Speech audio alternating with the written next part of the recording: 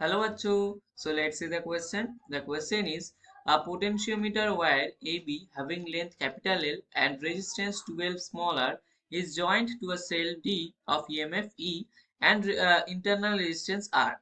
A cell C having EMF E by 2 and internal resistance 3R is connected. The length AJ at which the galvanometer as shown in the figure shows no deflection is, तो हम लोगों को बताना है इसका answer क्या हो जाएगा। ठीक है, तो इसके लिए हम लोग का चार ऑप्शन गिवन है, तो चलो देख लेते हैं कौन सा ऑप्शन करेक्ट होगा। ठीक, तो पहले हम लोग क्या करेंगे, जो जो डेटा गिवन है वो सीधा सीधा लिख देंगे। ठीक है, तो हम लोग को सबसे पहले क्या है, रेजिस्टेंस ऑफ ए बी जो है वो गिवन है, तो लिख लेंगे वो रेजिस्टेंस ऑफ ए बी। ठीक है, रेजिस्टेंस ऑफ ए बी कितना गिवन है, 12 आर गिवन है। ठीक है, यानी हम लोग ये भी बोल सकते हैं रेजिस्टेंस को रो एल अपॉन ए, रो एल अपॉन ए ऐसे भी डिनोट कर सकते हैं, जहां पर जो कैपिटल एल है वो क्या डिनोट कर रहा है, लेंथ ऑफ ए बी, ये क्वेश्चन में गिवन है। ठीक है, length of A B capital L, और जो रो है वो हम लोग को सबको पता है कि रेजिस्टिविटी होता है, और ए क्या होता है, एरिया ऑफ ए बी होता है। अब देखो और क्या गिवन है, हम लोग के ईएमएफ जो है किसका, सेल डी का। ठीक है, ईएमएफ ऑफ सेल डी, इसका ईएमएफ कितना गिवन है, ई गिवन है। ठीक है, और क्या गिवन है, ईएमएफ ऑफ सेल सी भी गिवन है, ईएमएफ ऑफ सेल सी, ये भी कितना गिवन है, ये भी हम लोग का ई बाई टू गिवन है। ठीक, ई बाई टू गिवन है। अब हम लोग क्या बोलेंगे कि इंटरनल रेजिस्टेंस है जो डी का, वो क्या हो जाएगा, आर हो जाएगा। तो डी का इंटरनल रेजिस्टेंस लिख लेंगे हम लोग, internal resistance of capital D, D जो सेल है उसका इंटरनल रेजिस्टेंस क्या हो जाएगा, स्मॉल आर हो जाएगा, है ना। और इंटरनल रेजिस्टेंस ऑफ सी भी लिख सकते हैं सेम तरीके से हम लोग, इंटरनल रेजिस्टेंस ऑफ सी, ये क्या हो जाएगा, इसका वैल्यू आर इंटू थ्री हो जाएगा, स्मॉल आर इंटू थ्री हो जाएगा। अब हम लोग मान लेंगे कि ए आई जो है वो किसका, ए जे है, सॉरी एक सेकेंड, ये क्या है, ये ए जे है। ठीक है, क्वेश्चन में ऐसा गिवन है कि ए जे ये किसके बराबर है, ये स्मॉल एल लेंथ का है। ठीक है, तो हम लोग क्या करेंगे, जो ओहम्स लॉ होता है V is equal to I R, वहां से हम लोगों को पता है कि R इज इक्वल टू क्या होता है, रो कैपिटल एल अपॉन ए होता है, ये फॉर्मूला का यूज करेंगे। ठीक है, अब हम लोग एक स्टेटमेंट लिखेंगे कि जो गैल्वानोमीटर है वो कोई डिफ्लेक्शन नहीं दिखाए, तो इसके लिए शर्त क्या है। ठीक है, इसके लिए कंडीशन क्या है, तो हम लोग लिख लेंगे कि galvanometer for galvanometer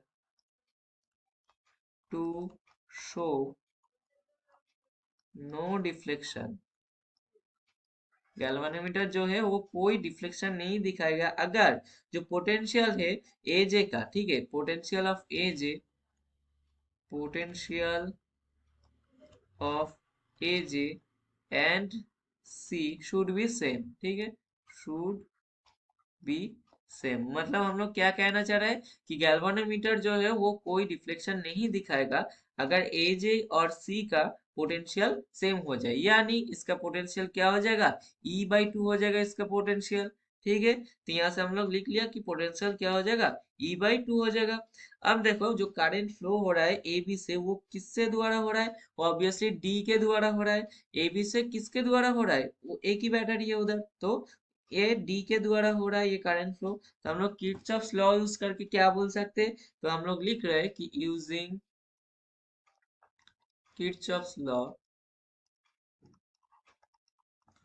using Kirchhoff's law हम लोग क्या बोल सकते हैं, जो स्मॉल आर है और जो 12 स्मॉल आर है वो किसके बराबर हो जाएगा, वो हो जाएगा इंटू, अगर आई के साथ मल्टीप्लाई करोगे तो वो ई के बराबर आ जाएगा, है ना। तो यहाँ से हम लोग आई का जो वैल्यू वो निकाल सकते हैं, करंट का वैल्यू कितना हो जाएगा, ई अपॉन 13 आर, मतलब आर प्लस 12 आर कितना होता है, 13 आर।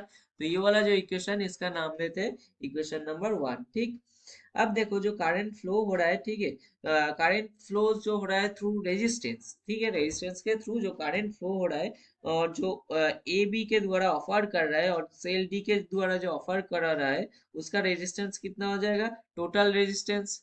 तो टोटल रेजिस्टेंस हम लोग क्या लिखेंगे, टोटल रेजिस्टेंस कितना हो जाएगा, आर प्लस 12 बार हो जाएगा।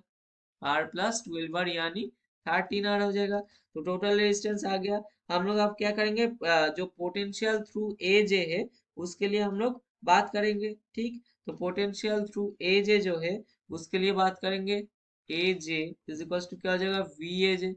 इसके लिए बात करेंगे हम लोग। तो वी ए जे जो है ये किसके बराबर हो जाएगा, इसका वैल्यू आई इंटू, और हम लोग पहले जो फॉर्मूला लिखा था कि रो एल अपॉन ए, ठीक है, रो एल अपॉन ए, ये लिख सकते हैं हम लोग, ठीक है। तो आई का वैल्यू देखो हम लोगों को कितना आया है, ई अपॉन 13 आया है। ये देखो आई का वैल्यू, एक सेकेंड थोड़ा ढंग से मार्क करते हैं। हाँ, तो आई का वैल्यू कितना है भाई, ई अपॉन 13 आया है।